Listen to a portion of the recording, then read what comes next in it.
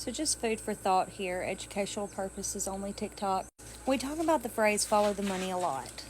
And I've had a lot of you ask me and a lot in my comment sections, saying what can I do to help? What can we do to create change? And this is something that I've been thinking about a ton. And if you didn't know this, in 1986, we had a president sign into law. It was an act, and it was called the 1986 National Vaccine Injury Act. And what this act did was it basically took all liability and gave immunity to manufacturing companies. Meaning, if something were to happen to you or your child, like an adverse event or an injury or death, you can't go after these companies and sue them. And this is something that is not talked about enough, in my opinion. And that is, proper informed consent whenever it comes to getting these things.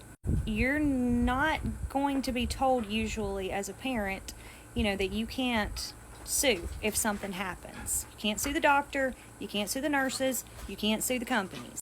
The only way that you can actually do anything about it is you can take a case before a Supreme Court, before the Supreme Court, and you can get a ruling there. But I do believe it was a $250,000 max payout.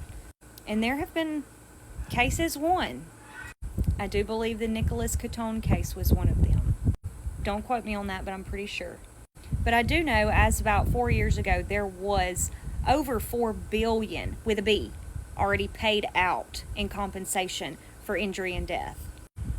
And then in 2009, you had the Supreme Court rule that these things were unavoidably unsafe and ineffective. Don't shoot the messenger. You can Google that PDF if you would like. As far as creating change, though, that's where it's going to have to start. It's going to have to start with, repealing that act.